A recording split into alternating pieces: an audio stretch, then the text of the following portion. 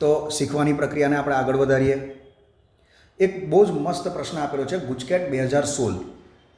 મિત્રો, આવા પ્રશ્ન જ્યારે પૂછાય ને થોડુંક મગજ વાપરવાનું છે. જુઓ પ્રશ્નમાં શું આપેલું છે, તો એક્સ, વાય અને ઝેડ એના પ્રમાણિત રિડક્શન પોટેન્શિયલના મૂલ્ય આપેલા છે.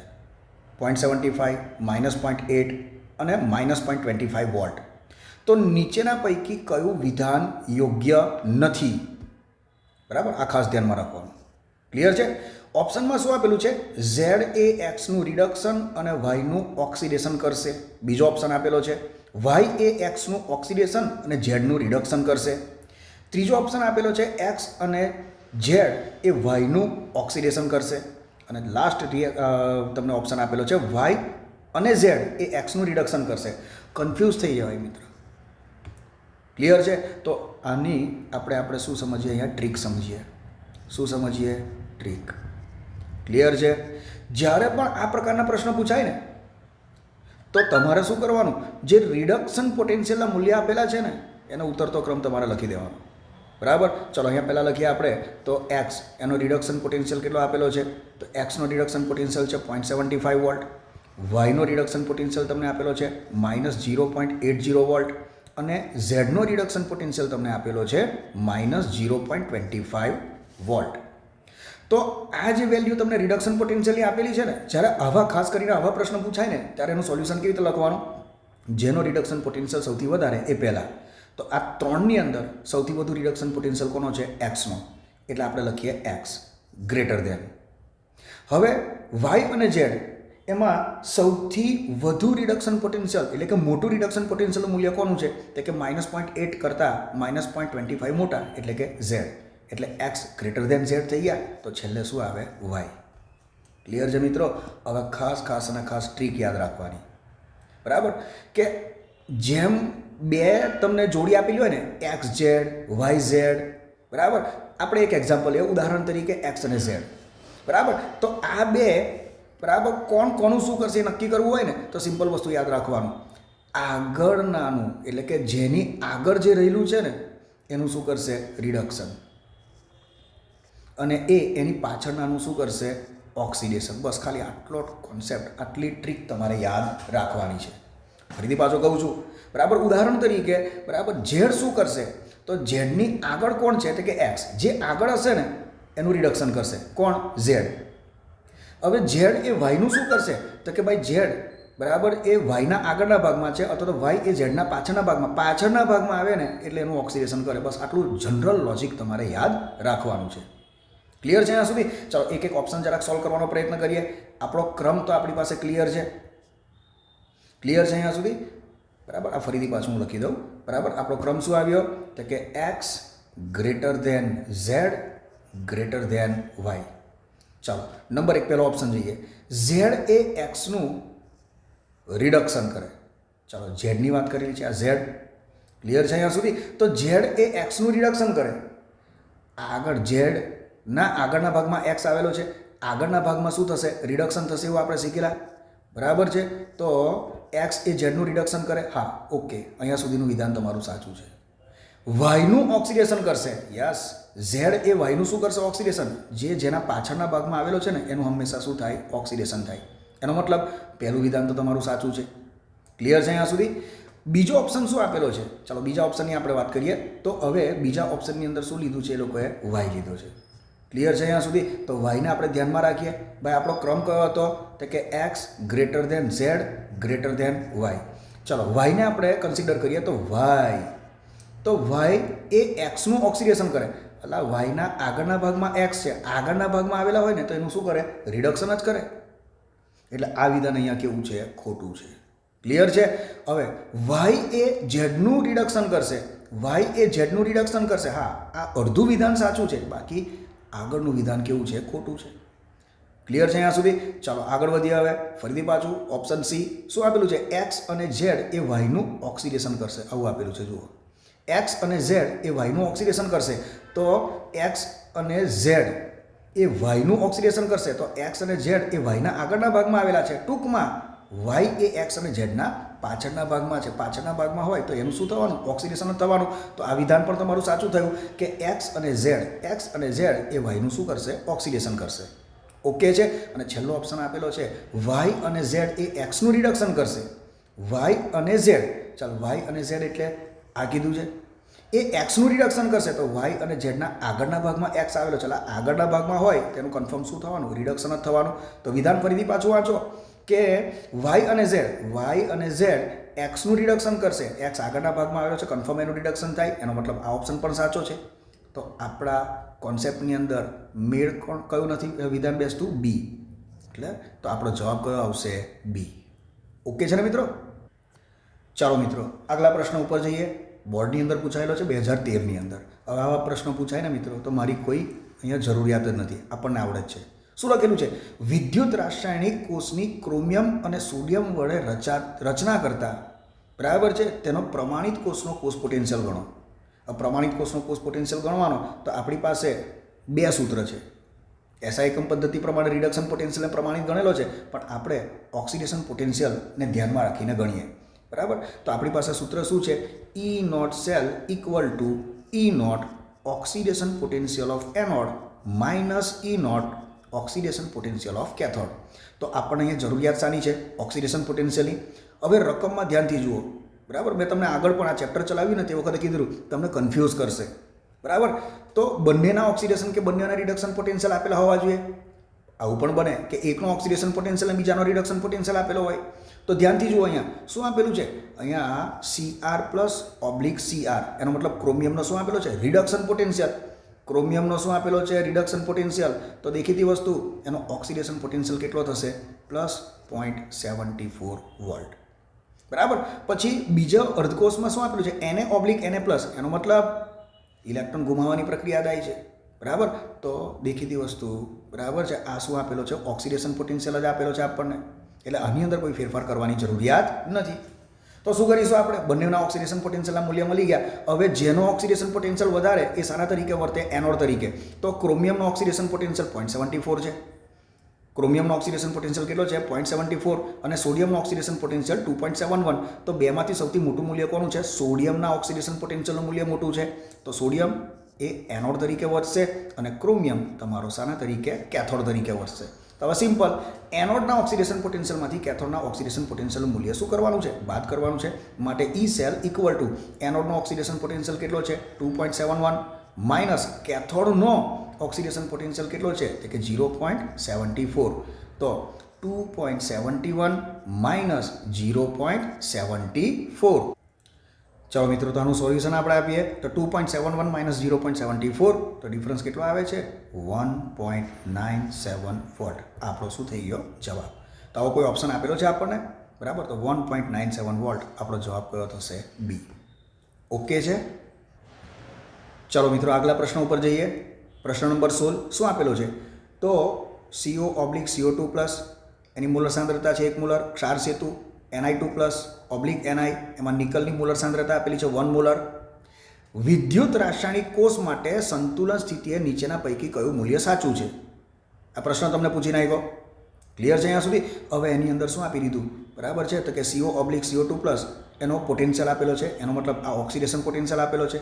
કોનો? કોબાલ્ટનો. નિકલનો ઓક્સિડેશન પોટેન્શિયલ આપી દીધો અને 4 ઓપ્શન આપી દીધા. બરાબર? તો વિદ્યાર્થી છે ને આ પેલા મૂલ્યને જોઈને એનું દિમાગ ક્યાં ફરે ખબર છે? કેલ્ક્યુલેશન કરવા ઉપર.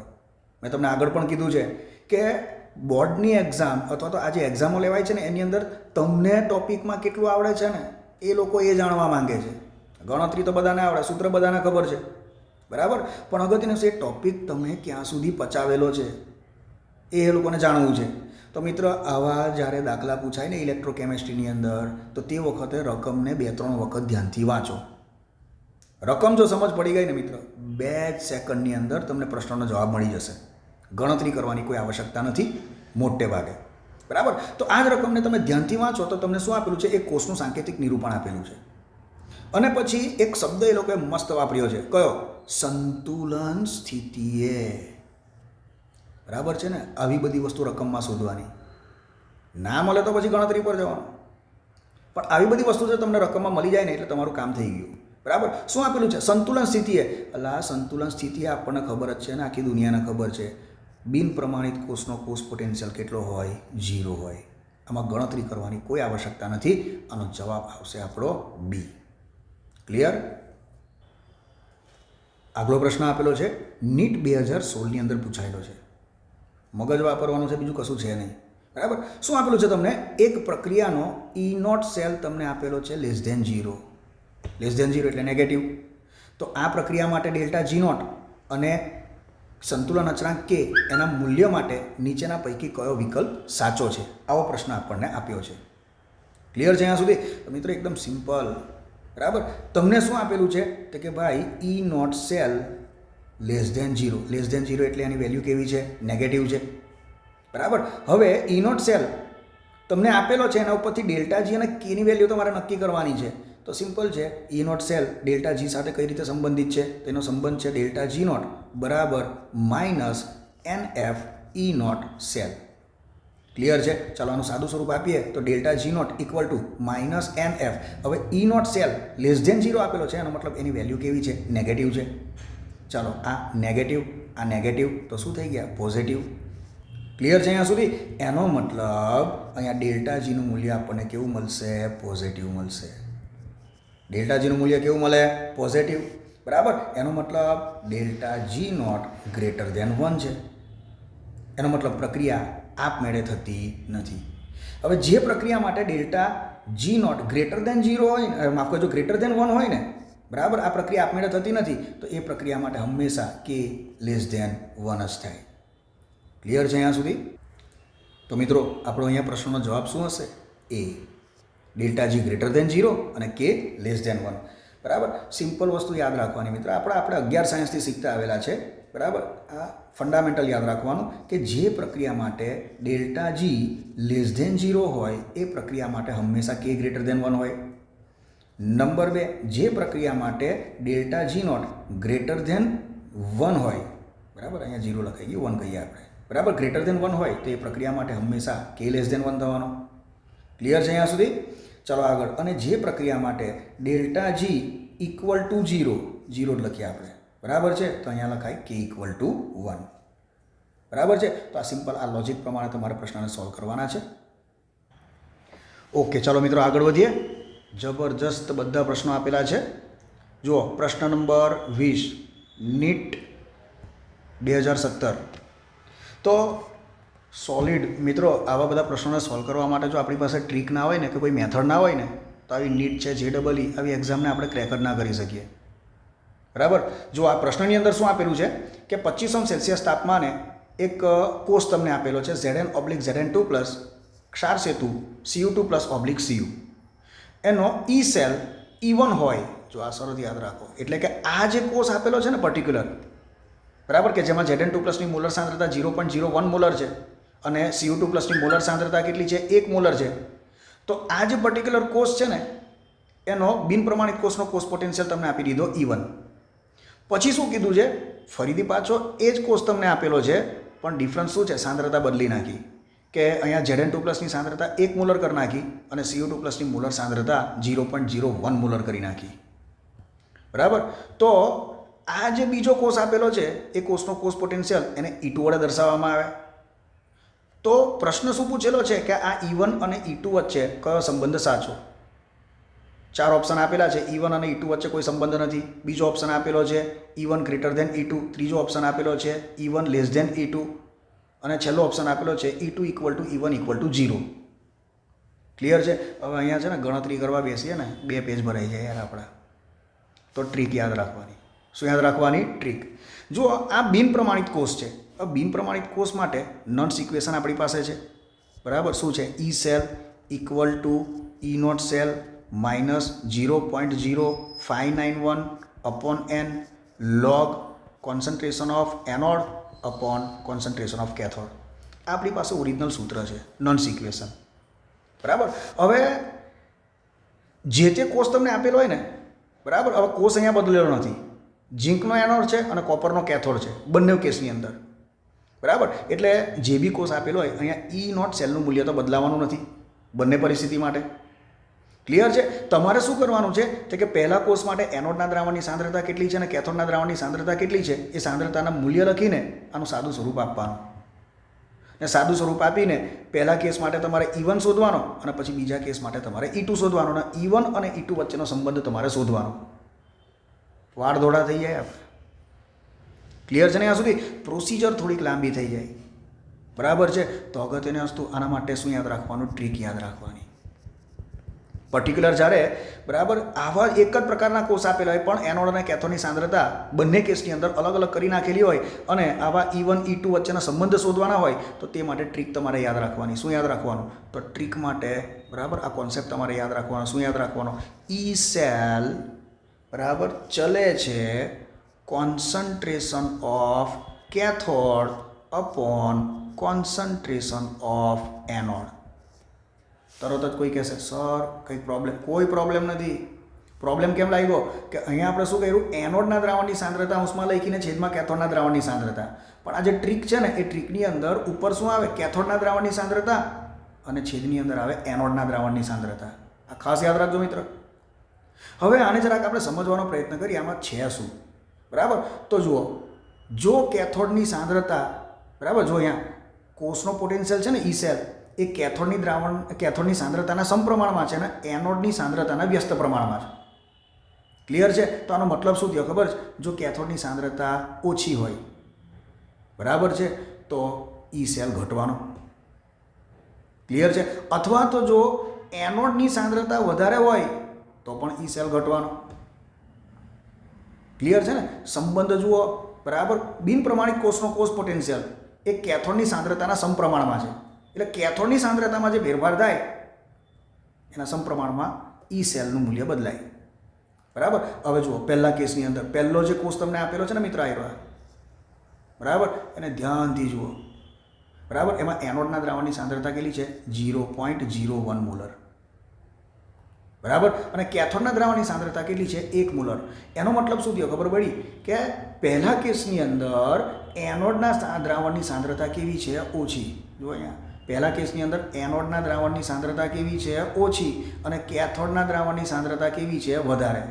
હવે આપણે બંને વસ્તુની પકડવાની. ખાલી એક જ વસ્તુ કે ભાઈ એનોડ અને કેથોડના દ્રાવણની સાંદ્રતા પૈકી કઈ બાજુ સાંદ્રતા ઓછી છે? તો ભાઈ એનોડના દ્રાવણની સાંદ્રતા ઓછી છે. ચાલ એનોડના દ્રાવણની સાંદ્રતા ઓછી તો એનોડની સાંદ્રતા અને બિનપ્રમાણિત કોષનો કોષ પોટેન્શિયલ એકબીજાના વ્યસ્ત પ્રમાણમાં છે. જો એનોડના દ્રાવણની સાંદ્રતા ઓછી હોય તો બિનપ્રમાણિત કોષનો કોષ પોટેન્શિયલ વધારે હોય. એનો મતલબ પહેલા કેસ માટે જે તમે કોષનો કોષ પોટેન્શિયલ શોધો છો એ તમારો E1 છે. બરાબર? હવે બીજા કોષ માટે જોઈએ. બરાબર? આજે બીજો કોષ આપેલો છે ને તમને બરાબર એના માટે ધ્યાનથી જુઓ શું આપેલું છે અંદર. તો બીજા કોષ માટે આપણે ફરીથી પાછું આ ટ્રીક લખીએ કે ઈ સેલ ડાયરેક્ટ પ્રોપોર્શનલ ટુ બરાબર કેથોડના દ્રાવણની સાંદ્રતા છેદમાં એનોડના દ્રાવણની સાંદ્રતા. આવું લખેલું છે. ક્લિયર છે ને ત્યાં સુધી? તો અગત્યની વસ્તુ આની અંદર ફરીથી પાછું જો બીજા કેસ માટે ઝીંકની સાંદ્રતા બરાબર છે ઝીંકના એનોડની સાંદ્રતા 1 મોલર છે અને કેથોડની સાંદ્રતા 0.01 મોલર છે. એનો મતલબ શું થયો? કે કેથોડની સાંદ્રતા ઓછી છે અથવા તેનો મતલબ શું થયો? એનોડની સાંદ્રતા વધારે છે. એટલે 1 મોલર અને 0.01 મોલરની અંદર કોણ મોટું કોણ નાનું એ તો નક્કી કરતા આવડે ને આપણને.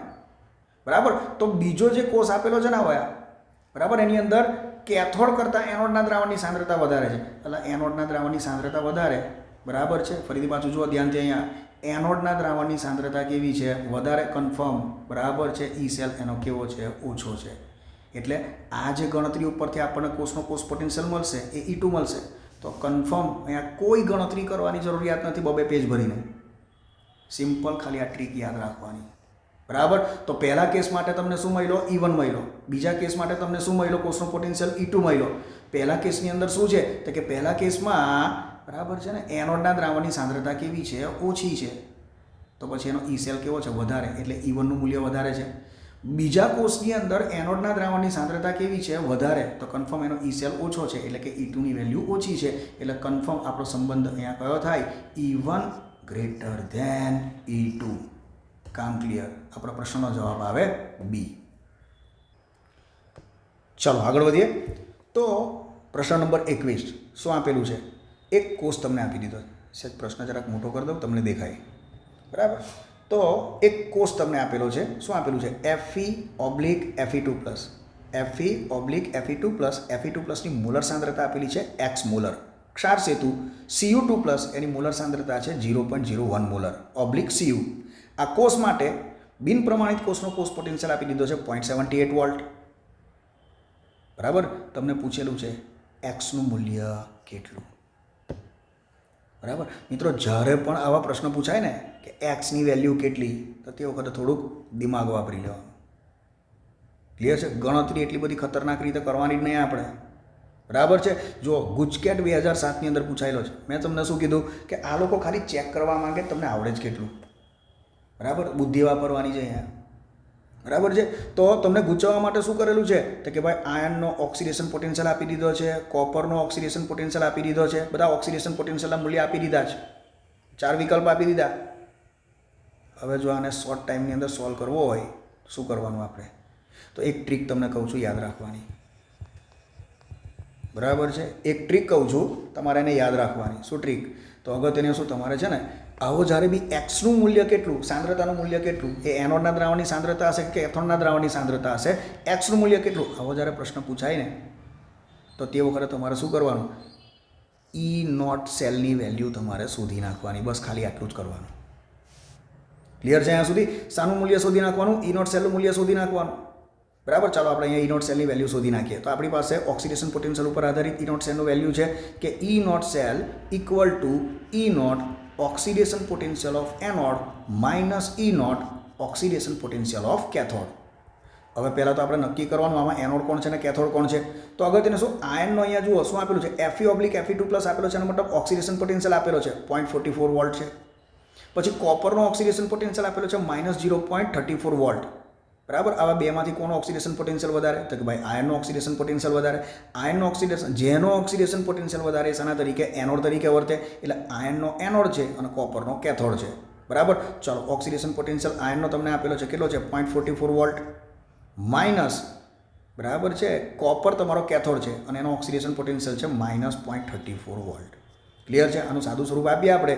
બરાબર. અહીંયા લખીએ સાદું સ્વરૂપ આપીએ તો 0.44 માઇનસ માઇનસ પ્લસ 0.34. ચલો ભાઈ, બેનો સરવાળો કરી નાખીએ આપણે. તો મૂલ્ય આવે છે 0.78 વોલ્ટ. જો મિત્રો, નસીબ સારું હશે ને તો આવું થશે. શું થશે? જો સમજાવું તમને. બરાબર. કે તમને રકમની અંદર છે ને બિન પ્રમાણિત કોષનો કોષ પોટેન્શિયલ આપી દીધો છે E સેલ. કેટલો આપેલો છે? 0.78 વોલ્ટ.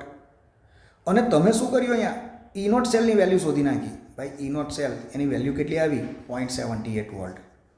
બરાબર છે. જ્યારે બિન પ્રમાણિત કોષનો કોષ પોટેન્શિયલ અને પ્રમાણિત કોષના કોષ પોટેન્શિયલની વેલ્યુ સરખી આવે અને તેવા કેસની અંદર જો એક્સનું મૂલ્ય શોધવાનું થાય ને, સિમ્પલ તમારે તાળો બેસાડવાનો. શું કરવાનું છે? તાળો બેસાડવાનો. બરાબર છે. ચાલો, શું તાળો શું બેસાડવાનો અહીંયા સમજીએ આપણે. બરાબર. તો હું જરાક આને આ રબ કરી નાખું છું. થોડીક જગ્યા સ્પેસ જોઈશે. બરાબર. તો આપણે ખાલી આ યાદ રાખો ને, E સેલ અને E0 સેલની વેલ્યુ કેવી આવી? સરખી. કેટલી છે? 0.78 વોલ્ટ. ક્લિયર છે અહીંયા સુધી? તો અહીંયા લખી દે ફરીથી પાછું કે E સેલ 0.78 વોલ્ટ છે, E0 સેલ 0.78 વોલ્ટ છે. ઓકે છે ને અહીંયા સુધી? હવે આપણે નન્સ ઇક્વેશન લખીએ તો E cell equal to E0 cell minus 0.0591 upon n log concentration of anode upon concentration of cathode. Clear છે અહીંયા સુધી? ચાલો, આ સમીકરણમાં બરાબર E સેલની વેલ્યુ કેટલી છે? 0.78 વોલ્ટ. E0 સેલની વેલ્યુ કેટલી છે? 0.78 વોલ્ટ માઇનસ 0.059 અપોન n.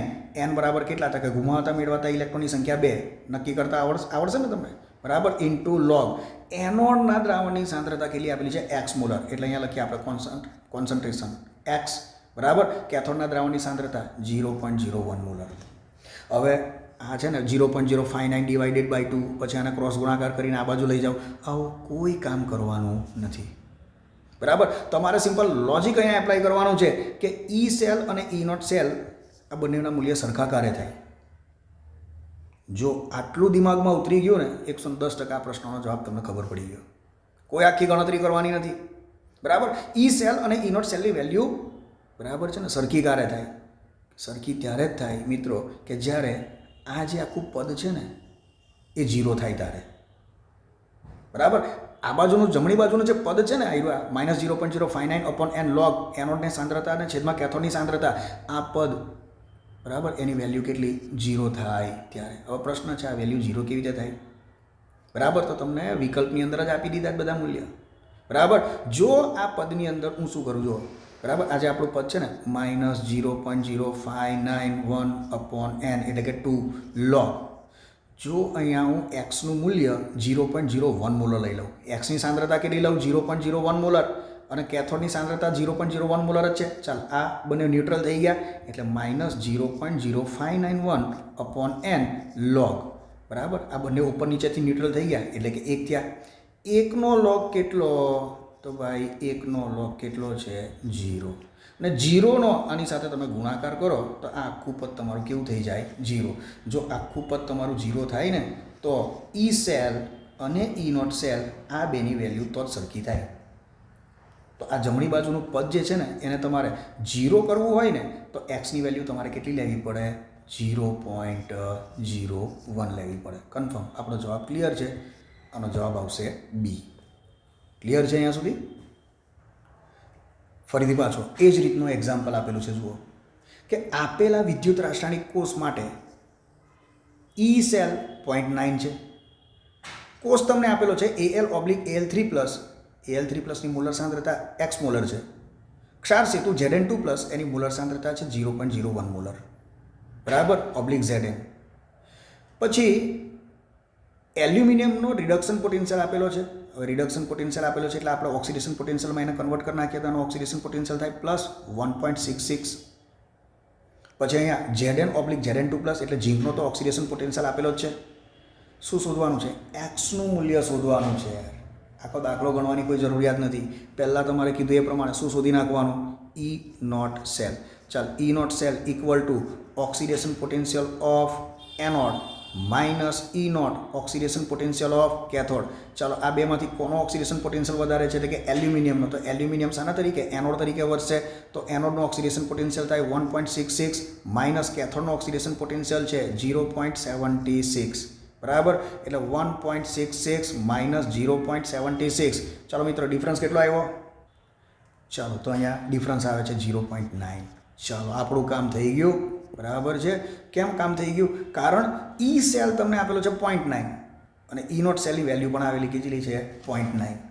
બસ. તો હવે આપણે એક્સનું મૂલ્ય કેવી રીતે શોધવાનું કીધું એ પ્રમાણે ટ્રીક તમારે વાપરવાની. ક્લિયર છે અહીંયા સુધી? તો એક્સનું મૂલ્ય શોધવા માટે ચાલો મિત્રો જરાક જગ્યાની જરૂર છે, આ કાઢ નાખીએ આપણે. ઓકે છે. ચાલો તો આપણી પાસે ઈ નોટ સેલ એની હમણાં ગણતરી કરી, કેટલી આવી 0.9. ઈ સેલ તમને આપેલો છે રકમની અંદર કેટલો છે 0.9. હવે શું કરવાનું? એક્સનું મૂલ્ય શોધવાનું. તો બિન પ્રમાણિત કોષનો કોષ પોટેન્શિયલ છે, નન્સ ઇક્વેશન. તો E cell equal to E naught cell minus 0.0591 / n log. શું લખીશું આપણે? Concentration of anode upon concentration of cathode. હવે તમને અહીંયા ઈ સેલ અને ઈ નોટ સેલ એના મૂલ્ય કેવા મળેલા છે? સરખા. હમણાં એક આગલું એક્ઝામ્પલ જોયું ને એ પ્રમાણે. તો તમારે ખાલી એટલો જ વિચાર કરવાનો કે ઈ સેલ અને ઈ નોટ સેલ આ બેનું મૂલ્ય સરખું ક્યારે થાય? સિમ્પલ. આનો જવાબ છે આ પદ તમારું 0 થાય ત્યારે. એટલે આ પદ જો તમારે 0 કરવું હોય તો શું કરવાનું? તો કે અગત્યની વસ્તુ, બરાબર છે, 4 ઓપ્શન જે આપેલા છે ને એક એક કરીને એની વેલ્યુ મૂકવાની અને આ જે લોગ છે ને એ કેટલો આવો જોઈએ? 1નો લોગ તમારે શોધવાનો થાય એવા પ્રયત્ન કરવાના. તો અગત્યની વસ્તુ અહીંયા શું કરીએ? આપણે ડાયરેક્ટ જ કોન્સેપ્ટ ઉપર જઈએ, બરાબર. મારે શું કરવાનું છે? પહેલાં તો આપણે સમીકરણને આગળ લખીએ. E cell equal to E naught cell minus 0.0591 / n. અહીંયા મારે ગુમાવતા મેળવાતા ઇલેક્ટ્રોન શોધવાની કોઈ જરૂરિયાત નથી ભાઈ. ક્લિયર છે? n બરાબર કેટલા આવશે? 6. પણ મારે એની કંઈ ગણતરી કરવાની જરૂરિયાત જ નથી, બરાબર. જેને ખબર ના હોય ને એ લોકોએ ગણતરી કરવા બેસે, આપણને ખબર છે. ચલો લોગ એનોડના દ્રાવણની સાંદ્રતા કેટલી છે? તો કે x મોલર. કેથોડના દ્રાવણની સાંદ્રતા કેટલી છે? કેથોડના દ્રાવણની સાંદ્રતા આપેલી છે ભાઈ 0.01, બરાબર, 0.01 મોલર. ક્લિયર છે? હા. સોરી હા મિત્રો, અહીંયા એનની ગણતરી કરવી પડશે ભાઈ, આપણી ભૂલ થાય છે, બરાબર. n એટલે ગુમાવતા મેળવતા ઇલેક્ટ્રોનની સંખ્યા. એટલે આપણે અહીંયા એનનું મૂલ્ય લેવાનું નથી, પણ ચાલો અહીંયા થોડુંક પ્રોબ્લેમેટિક છે. જુઓ, અહીંયા એનોડની આપણે વાત કરીએ ને તો એનોડ ઉપર બરાબર એનોડ શાનો છે એલ્યુમિનિયમનો તો એના ઉપર ઓક્સિડેશનની પ્રક્રિયા શું થશે તો કે Al gives us Al3 plus 3 electron minus બરાબર કેથોડની આપણે વાત કરીએ તો કેથોડ તમારો શાનો છે ઝિંકનો છે તો અહીંયા લખાય Zn2 plus 2 electron minus gives us Zn હવે મારે સંપૂર્ણ કોષ પ્રક્રિયા લખવી છે તો સંપૂર્ણ કોષ પ્રક્રિયા લખવા માટે લોજિક શું છે ગુમાવાતા અને મેળવાતા ઇલેક્ટ્રોનની સંખ્યા સરખી કરવાની અને 3 ઇલેક્ટ્રોન ગુમાવાય છે અને 2 ઇલેક્ટ્રોન મેળવાય છે એટલે ગુમાવાતા અને મેળવાતા ઇલેક્ટ્રોનની સંખ્યા સરખી નથી એટલે પહેલા સમીકરણ હું કેટલા વડે ગુણીશ 2 વડે અને બીજા સમીકરણ હું કેટલા વડે ગુણીશ 3 વડે ક્લિયર છે તો અગત્યની વસ્તુ બરાબર શું લખાય 2 વડે ગુણી નાખીએ તો 2Al gives us 2Al3 plus 3 દુ 6 અહીંયા શું આવશે 6 ઇલેક્ટ્રોન માઇનસ આને 3 વડે ગુણી નાખીએ આપણે નીચેના સમીકરણ તો 3Zn2 plus 6 electron minus gives us 3Zn ચાલો ગુણી નાખ્યા આપણે હવે 6 ઇલેક્ટ્રોન ગુમાવાયા 6 મેળવાયા ન્યુટ્રલ થઈ ગયા બરાબર બાકીનું લખીએ આપણે તો આખી રિએક્શન લખાય 2Al plus 3Zn2 plus gives us 2Al3 plus 3Zn આપણી આ રિએક્શન થઈ ગઈ તો જુઓ આ જે આખી સંપૂર્ણ કોષ પ્રક્રિયા છે ને મિત્રો બરાબર એની અંદર આપણા એનોડ તરીકે કોણ છે તો કે ભાઈ એલ્યુમિનિયમ તો એલ્યુમિનિયમ આયન બરાબર એની સાંદ્રતા આપણે લખેલી છે ને એનો સ્ટોઇકિયોમેટ્રિક કોએફિશિયન્ટ કેટલો છે 2 એટલે ફરજિયાત આપણે અહીંયા શું લખવા પડશે (2) લખવા પડશે બરાબર અને કેથોડ તરીકે કોણ છે ઝિંક તો ઝિંકના દ્રાવણની સાંદ્રતા એટલે Zn2 પ્લસની સાંદ્રતા તો એનો સ્ટોઇકિયોમેટ્રિક કોએફિશિયન્ટ કેટલો છે 3 એટલે (2) આપણે શું લખવા પડશે 3 બસ આપણે આટલું કામ કરવા માટે એનની ગણતરી કરવાની બાકી એનનું મૂલ્ય લખીને n બરાબર 6 ગુમાવાતા મેળવાતા ઇલેક્ટ્રોનની સંખ્યા 6 છે તો અહીંયા 6 લખીને આપણે બાકીની કોઈ ગણતરી કરવાની નથી ચાલો હવે આનું સાદું સ્વરૂપ આપીએ આપણું ટાર્ગેટ શું છે તો આપણું ટાર્ગેટ છે આ પદ તમારે કેવું કરવાનું છે 0 બરાબર તો હવે આપણે લખીએ અડધું રકમ લખીએ -0.0591 અપોન n log બરાબર હવે છેદની અંદર શું આપેલું છે તો કે 0.01 એટલે 10⁻², હોલ રેસ ટુ કેટલા છે 3 છે હમણાં આપણે અહીંયા રહેવા દઈએ x⁻².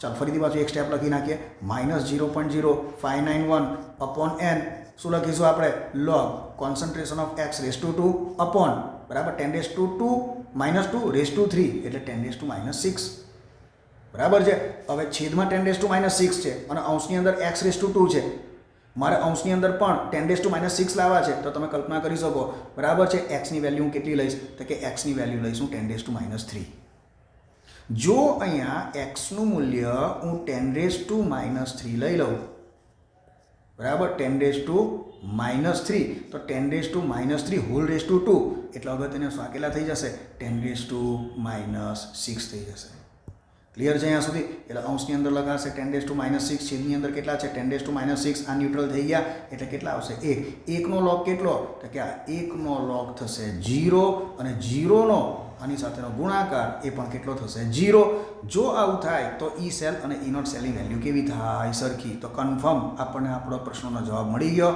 આ પ્રશ્નનો જવાબ શું આવશે એ ક્લિયર છે તો બહુ મોટી ગણતરીઓ કરવાની કોઈ આવશ્યકતા નથી મિત્ર સિમ્પલ જે લોજિક કહું છું એ લોજિક પ્રમાણે ચાલતા રહો ઓકે મિત્રો આગળ વધીએ પ્રશ્ન નંબર 24 આપેલો છે 298 કેલ્વિન તાપમાને ડેનિયલનો કોષ આપેલો છે Zn/Zn2 પ્લસની મોલર સાંદ્રતા કેટલી આપેલી છે 0.01 મોલર ક્ષાર સેતુ Cu2 પ્લસની મોલર સાંદ્રતા આપેલી છે 1 મોલર કોપર એનો EMF તમને આપેલો છે E1 ઓહો આ તો આપણા આગળ જે સોલ્વ કરેલો છે ને મિત્ર ટ્રીક પ્રમાણે બસ સેમ જ બરાબર જો Zn2 પ્લસનું સાંદ્રણ 1 મોલર તથા કોપર સલ્ફેટનું સાંદ્રણ 0.1 મોલર લેવામાં આવે એટલે બીજો કોષ લખીને નથી આપ્યો પણ બીજા કોષ માટે તમને એવું કહી દીધું કે ઝીંકનું દ્રાવણ છે જેની શરૂઆતમાં સાંદ્રતા કેટલી હતી 0.01 મોલર હતી હવે એની સાંદ્રતા 1 મોલર કરી નાખવામાં આવે એટલે કે વધારવામાં આવે બસ આપણે આટલું જ વાંચવાનું ક્લિયર છે ને ત્યાં સુધી તો EMF બદલાઈને શું થઈ જાય E2 થઈ જાય ક્લિયર છે અહીંયા સુધી તો E1 અને E2 વચ્ચેનો સંબંધ શું ચાલો મિત્રો ફરીથી પાછું બરાબર છે આપણે ટ્રીક શું કીધેલી કે ઈ સેલ બરાબર is directly proportional two concentration of cathode upon concentration of anode clear છે અહીંયા સુધી ચાલો તો અગત્યનો તો અહીંયા સંબંધ શું છે કેથોડની સાંદ્રતા અને ઈ સેલ એકબીજાના સમચલનમાં છે અને એનોડની સાંદ્રતા અને ઈ સેલ એકબીજાના વ્યસ્ત ચલનમાં છે. આપણે વધારે રકમ વાંચવાની હવે કોઈ જરૂરિયાત નથી, આપણને પ્રેક્ટિસ થઈ ગઈ. અહીંયા શરૂઆતમાં જે પહેલા કોષ આપેલો છે ને એમાં એનોડના દ્રાવણની સાંદ્રતા કેટલી આપેલી છે? 0.01 મોલર, બરાબર છે. અને CuSO4 બરાબર જે કોપરનો કેથોડ આપેલો છે એની સાંદ્રતા આપેલી છે 1 મોલર. ચાલ આ બેમાં વધારે કોણ છે? તો કે ભાઈ કેથોડની સાંદ્રતા વધારે છે અને એનોડની સાંદ્રતા કેવી છે? ઓછી છે. અલા કેથોડની સાંદ્રતા વધારે અને એનોડની સાંદ્રતા કેવી? ઓછી. તો આ બંને કેસની અંદર ઈ સેલનું મૂલ્ય કેવું આવવાનું? વધારે. એનો મતલબ પહેલા કોષ માટે તમે જે કોષનો કોષ પોટેન્શિયલ E1 કહો છો ને એ E1નું મૂલ્ય કેવું આવશે? વધારે. ચાલ બીજા કેસની આપણે વાત કરીએ તો બીજા કેસની અંદર શું કીધું તમને કે જો ZnSO4નું સાંદ્રણ 1 મોલર કરી નાખવામાં આવે એટલે પહેલાં કેટલું હતું? 0.01 મોલર. હવે એને વધારીને 1 મોલર કરવામાં આવે અને કોપર સલ્ફેટના દ્રાવણનું એટલે કે કેથોડના દ્રાવણની સાંદ્રતા 0.1 મોલર લેવામાં આવે. એટલે પહેલાં કોપર સલ્ફેટના દ્રાવણની સાંદ્રતા 1 મોલર હતી, હવે એ બરાબર ઘટાડીને કેટલી કરી નાખી? 0.1. તો આમાં કર્યું શું એ લોકોએ? તો કે ભાઈ એનોડના દ્રાવણની સાંદ્રતા એ લોકોએ વધારી દીધી અને કેથોડના દ્રાવણની સાંદ્રતા ઘટાડી દીધી. ભાઈ એનોડની સાંદ્રતા વધે ને કેથોડની સાંદ્રતા ઘટે તો આવા કેસની અંદર ઈ સેલનું મૂલ્ય શું થાય? ઘટે. એટલે બીજા કેસની અંદર E2નું મૂલ્ય કેવું આવશે? ઓછું આવશે. તો સ્પષ્ટ અહીંયા સંબંધ તમારો ક્લિયર થઈ ગયો. E1 greater than E2. આપણો કોન્સેપ્ટ ક્લિયર. પ્રશ્નનો જવાબ આવશે એ. આગળ વધીએ મિત્રો. પ્રશ્ન નંબર 26 શું આપેલો છે? SN4+/SN2+ તથા Cr3+/Cr એના અર્ધકોષના પ્રમાણિત પોટેન્શિયલ અને રિડક્શન પોટેન્શિયલ જ આપેલા છે ને. જુઓ SN4+ માંથી SN2+ ક્યારે બને?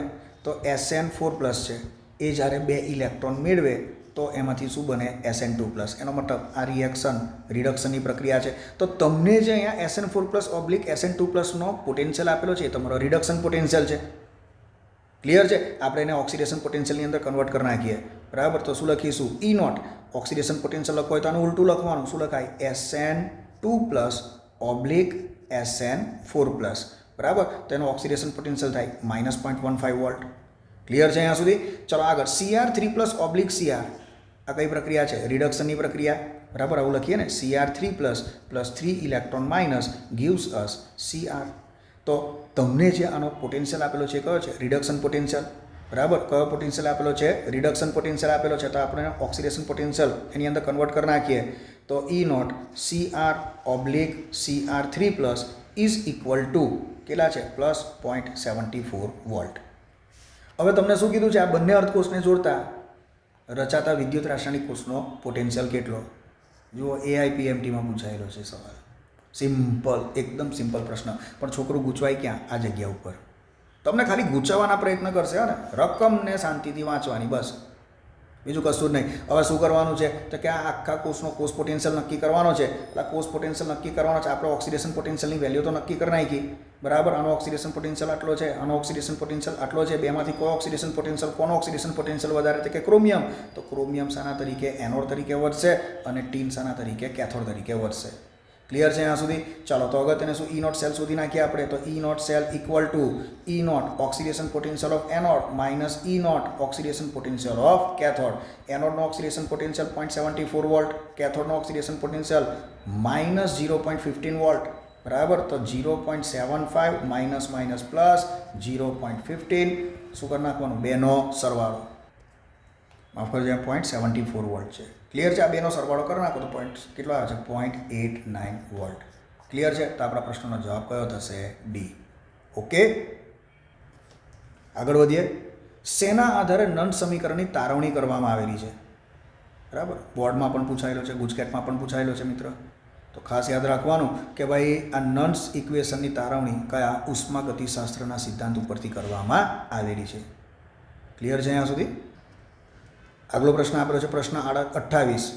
મોટી મોટી રકમ લખીને છે ને થોડુંક કન્ફ્યુઝ કરવાનો પ્રયત્ન કરશે. જુઓ AIPMT 2013.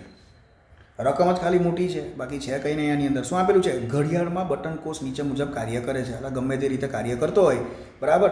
જે રિએક્શન તમને આપેલી છે ને એમાં તમારે શું કરવાનું? અર્ધકોષના પોટેન્શિયલ આપેલા હોય ને તો કોઈ ટેન્શન જ નહીં. બરાબર છે. તો અહીંયા જુઓ Zn2 + +2 ઇલેક્ટ્રોન માઇનસ ગિવ્સ અસ Zn. આ કઈ પ્રક્રિયા છે? રિડક્શન. તો આ કયો પોટેન્શિયલ છે? Reduction potential. તેનો ઓક્સિડેશન પોટેન્શિયલ તમારે શોધી નાખવાનો. કેટલો થશે? +0.76 વોલ્ટ. ક્લિયર છે અહીંયા સુધી? ચલો એ જ પ્રમાણે બીજો જે અર્ધકોષ આપેલો છે બરાબર, એનો કોષ પોટેન્શિયલ આપેલો છે બરાબર. તો આમાં શું છે? Ag2O એટલે એની અંદર કોણ છે? Ag1+ છે અને એમાંથી શું બને છે? Ag. ક્લિયર છે? તો આ પ્રક્રિયા તો પણ તમારી શાની થઈ ગઈ? રિડક્શનની પ્રક્રિયા થઈ ગઈ. એનો મતલબ આ પોટેન્શિયલ તમારો કયો છે? રિડક્શન. તેનો ઓક્સિડેશન પોટેન્શિયલ કેટલો થશે? -0.34 વોલ્ટ થશે. તો બંનેના ઓક્સિડેશન પોટેન્શિયલ તમને મળી ગયા. હવે શું કરવાનું? જેનો ઓક્સિડેશન પોટેન્શિયલ વધારે એ શાના તરીકે? એનોડ તરીકે વધશે. તો આ અર્ધકોષ તમારો એનોડ, આ અર્ધકોષ તમારો કેથોડ. ક્લિયર છે? હવે તમને પ્રશ્ન શું પૂછેલો છે? તો કે આખા કોષનો કોષ પોટેન્શિયલ શોધી નાખવાનો. તમારે જાતે કરી નાખવાનું. એનોડના ઓક્સિડેશન પોટેન્શિયલમાંથી કેથોડના ઓક્સિડેશન પોટેન્શિયલનું મૂલ્ય શું કરવાનું? બાદ કરી નાખવાનું. તમને પ્રશ્નનો જવાબ મળી જશે. ઓકે. તો મિત્રો 40 મિનિટ જેટલો લેક્ચર થઈ ગયો છે. થોડા ઘણા પ્રશ્નો આપણે સોલ્વ કરેલા છે. સમય વધારે હોવાને કારણે, એટલે કે અહીંયા લેક્ચરનો ટાઈમ વધી ગયો હોવાને કારણે હવે બાકીના જે થોડાક પ્રશ્નો છે એને આપણે નેક્સ્ટ લેક્ચરની અંદર એની ચર્ચા કરીશું. ક્લિયર છે અહીંયા સુધી? તો ફરીથી પાછું મિત્રો, જે પણ તમને કંઈક અહીંયા ટ્રીક સમજાવવામાં આવે છે ને, એ ટ્રીકથી કામ કરવું અહીંયા બહુ જરૂરી છે. ને તો આવા ફિઝિકલ કેમેસ્ટ્રીના જે પ્રશ્નો છે એને જો આખા તમે સોલ્વ કરવા બેઠા ને તો અઘરું પડી જશે. તો ટ્રીક જે તમને કહેવામાં આવી છે એને ખાસ તમારે ધ્યાનમાં રાખવાની છે. બરાબર. નેક્સ્ટ લેક્ચરમાં ભેગા થઈશું નવા પ્રશ્નો સાથે. ઓકે.